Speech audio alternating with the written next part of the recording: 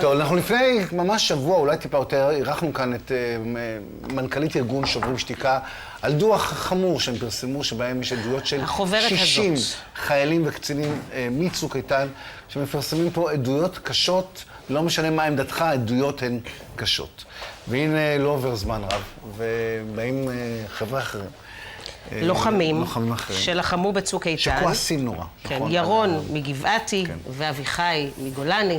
ראשית, תנסו למקד לנו. הכעס שלכם הוא על עצם הפרסום, כי זה מוציא דיבתנו רעה בעולם וזה, או שאתם טוענים שלא היה ולא נברא.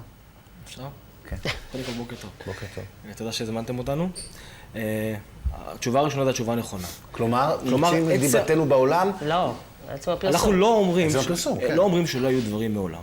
בסוף כל העניין פה זה אופן הצגת העובדות.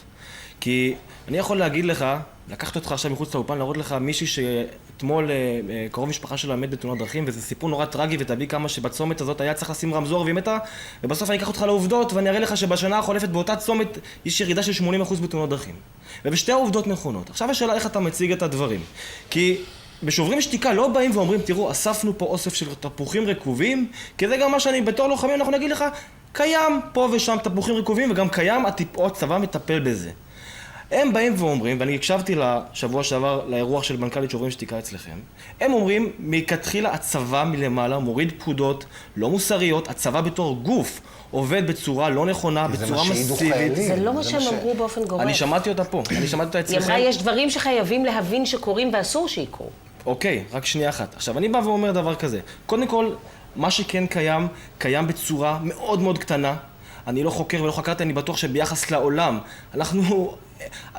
יותר מזה, אני בעצמי יושב פה עכשיו באולפן, ולא פעם ולא פעמיים, כמעט ונהרגתי, רק בשביל שהצבא יהיה בסדר. ניתן דוגמה, יש מידע מודיעיני, שירתתי ב-2007-2008, על חוליית מחבלים בסג'איה.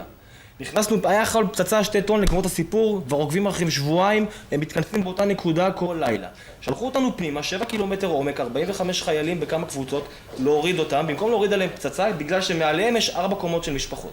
עכשיו, אני יכלתי לחזור הביתה, ולא להיות פה, חזר בארון, רק בגלל שהצבא לא יפגע בבלתי מעורבים. הצבא עושה מהדרגים הכי גבוהים, רמטכ"ל וראש ממשלה, ועד למ"מים ולחיילים בשטח, מעל ומעבר, ומה שקורה זה פרומיל קטן. עכשיו אנחנו באים ואומרים דבר מאוד פשוט. אנחנו באים ואומרים, זה קיים מה שאתם עושים, אבל אם אתם באמת רוצים, אם אתם באים מאכפתיות, אכפת לכם שהצבא יהיה יותר טוב, שיהיה סבב הבא, זה עניין של זמן, וכשהוא יגיע, אז הדברים יראו יותר טוב, כי לטענתכם הדברים לא קוראים טוב, אז תלכו ותשתפו. מה עוזר שאתם מרימים ביוני כבר, הם מרימים תערוכה בשוויץ, על כמה שאנחנו לא בסדר. הסיפור של שוויץ הוא בעייתי, אבל זה רק דוגמה, הם רצים בכל העולם. לקום ולהגיד, אתה יודע, מדברים על כך, שמעתי את התיאוריה הזאת גם, שאלימות השוטרים היום היא תוצאה של האינתיפאדה של 87, כי גדל כאן דור אלים, בגלל שהמלחמה הופכת אותך להיות כזה בעל כורחך. ולכן חייב להיות מישהו שאולי יצביע על דברים קיצוניים, אתה אומר. אני מבינה גם שזה לא רק קיצוניים, אלא זה עניין של, נגיד, אני הקראתי בשבוע שעבר את הסיפור על אנשים שלקחו סיר מהארון, ועשו את הצרכים שלהם, ובגדים, ולא משנה כל מיני דברים כאלה. ואתם אומרים, אם אנחנו נצא החוצה, יראו בנו, אתם לא מבינים את הסיטואציה. זה בדיוק הנקודה, ובאמת רציתי לגעת בדיוק בדוגמה הזאת שראיתי, שהצגת ליולי לפני כמה ימים שהיא הייתה פה. כשאתה בא ולוקח דוגמה מאוד מאוד ספציפית, ומסתכל נקודתית על אותו מקרה, שאת אומרת, בא וחייל, ועשה את צרכיו בתוך סיר, בתוך מטבח, בתוך בית בעזה. אז אני בא ואומר, קודם כל, תסתכלו טיפה יותר החוצה.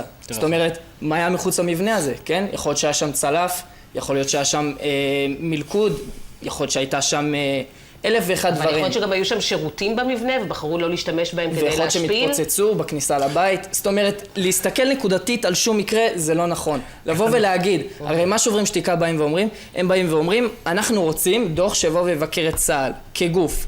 אז מה שאנחנו אומרים, אני חושב לפחות, אני אציג את הדעה שלי, אני בא ואומר, אתה מסתכל פה על מרחב כל כך רחב, על לחימה שלמה של גוף שלם כמו עזה, על אלפי לוחמים, אז בטוח תמיד תמצא את אותו לוחם, אותו אפילו מחלקת לוחמים שעשו דברים שאינם רואים. דברים שאינם רואים. איך אתה מתמודד עם השמות שלהם שאומרים על השיטה כולה, כלומר, הוראות של חיילים שמספרים, הוראות של חיילים שאומרים, תורידו כל מה שזז, תעיפו בתים, בוא. תראו לכל עבר. זה לא היום... עדויות של שוברים שתיקה, זה עדויות של חיילים מהשטח. אולי זה בסדר, הרעיון הזה היה נראה אחרת, וגם אופי השאלות ואופי התשובות, אם היינו עושים את זה עכשיו עם שכפ"ץ וקסדה בתוך עזה. אנחנו עכשיו יושבים באולפן ממוזג, ומדברים על לחימה, זה נראה מצחיק, כי כל מה שאני אגיד בעצם בסוף לחימה, גם מי שאומר שמלחמת אין ברירה, מלחמה זה דבר רע. מלחמה דברים קורים רעים. זה דבר, לא יודע אם שמעת, הדבר ראשון שאני אמרתי לה, למנכ"לית, שכל הדיון הזה הוא צבוע. כי מלחמה היא דבר היום ונורא. עכשיו, בדיוק, עכשיו גיא, אתה מגיע, במקום לפסול אותה על הסף. מה שנקרא, הרמת לי להנחתה, בגלל שזה מדהים. הם באים ואומרים, תראו, בצוק איתן לחמו עשרות אלפי חיילים. מתוך זה הם ראיינו אלפים, מתוך זה הם פרסמו 60 או 61. עכשיו, תראה, עברתי אתמול על הדברים. אם אשראי שזכיתי להיות בצבא, שמתוך כל מה שהם ירדו לרזולוציה, הם מדברים איתי על זה שחייל האכיל חיות מחמד שננטשו מאחורה. והוא בטוח שהחיות מחמד האלה מתו אחרי זה. אשראי שיש חיילים, שזה מה שבאמצע לחימה מצאו זמן להאכיל ארנבות, אני קורא מתוך הדוח שלהם. אשראי שזכיתי לראות שחייל שזיהה דמות חמה בתוך פרדס באמצע לחימה וירה, ואחרי זה הוא נורא היה עצוב שזה היה סוס מת. אלה שתי דוגמאות שידע הציבור במה מדובר, כי לציבור אין את הספר הזה בבית. 61 דוגמאות מתוך האלפי ראיונות, מתוך עשרות אלפי חיילים שלוחמו. יש שם דברים נורא קשים. גם הסיפור עם הסיר והקקי, סליחה על הזה. זה דוגמה שהיא מאוד חורית, אבל בוא, אנחנו באמצע ירי ללא הבחנה בחפים מפשע. אנשים שאוהבים לשחק עם הנשק שלהם, מספרים פה על מפקד שנורא אוהב לנסות את הנשק שלו על כל אורלי, אם את היית יודעת על מפקד כזה, מישהו באולפן שמבצע כזה פשע חמור של לירות ללא הבחנה, את היית הולכת ומספרת על זה תחת א' ומחסכה, או שהיית הולכת ומדווחת עליו? הייתי מדווחת. תודה רבה. אני לא רוצה... אתה טוען שזה מפוברק? לא, אני טוען... הוא אומר בוא נכבס את הכביסה המלוכלכת בפנים. לא לכבס דווקא את הכביסה המלוכלכת בפנים, אבל אם באמת אכפת לכם, כי בסוף הסמג"ד הזה, שלכאורה, אני לא מכיר, אבל עשה משהו שהוא לא יעשה, אתה לא דיווחת בשום דבר, בצוק איתן הבא הוא כבר לא סמג"ד, הוא סמח"ט, הוא לא מפקד על 500, הוא מפקד על 5,000, ובגללך, אתה בעצם גורם לזה שלא הלכת ודיווחת כמו שצריך, שהוא עכשיו יפשע יותר, כי הוא שולט על יותר חיילים. אם באמת אכפת לך, אתה רוצה באמת אכפת לך שבמלחמה הבאה לא יהיו 2,000 הרוגים בלתי מעורבים, יהיה 1,000, תלך ותעשה את הדברים כמו שצריך. ותעביר את הפרטים, מה שהם לא מוכנים. תלך ותעבוד כמו שצריך. אנחנו בסוף, מה המטרה שלנו? אנחנו לא רוצים להיות בצבא לא מוסרי. אנחנו קודם כל באים ואומרים, א', אנחנו בתוך עמנו, אנחנו חיים, אנחנו יודעים בדיוק מה הצבא שלנו, אנחנו יודעים את המשימות שאנחנו נשלחים אליהם. ודבר שני, אתם רוצים לשפר, תעשו את זה כמו שצריך. ללכת וללכלך עלינו בכל העולם, וזה גם קשור למימון שלהם. בואו נראה מאיפה הכסף מגיע, ובסוף נחשף השבוע וזה רץ בכל הרשתות החברתיות. X כסף תמורת X עדויות, זה מעלה גם תהייה. בסוף אתם... זה לא... מאיפה הגיע הכסף? איזה כספים מממנים את אותו? השאלה היא עקרונית. אתם מעוררים השראה שניכם. מצד שני, אני שואל אם המאמץ העיקרי של כולנו, מכל הצדדים, מכל העמדות, היא לא כדי למנוע בכלל את הסיבוב. ברור. עכשיו השאלה, מעולה, עכשיו השאלה היא מה שהם עושים. אני איתך, ובמקום מסוים אני איכשהו איתם. אני רוצה שהצבא שלי יהיה יותר טוב, ולמרות שאני חושב שהוא 99.9% טוב, גם את האחוז אחד הזה הקטן, אני רוצה שהוא לא יהיה בפעם הבאה, אוקיי?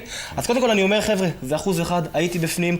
לפני כמה שנים, בצוק איתן כבר הייתי בתור צו 8 מילואים, הוא היה שם בתור סדיר, אנחנו יודעים איך דברים נראים בפנים.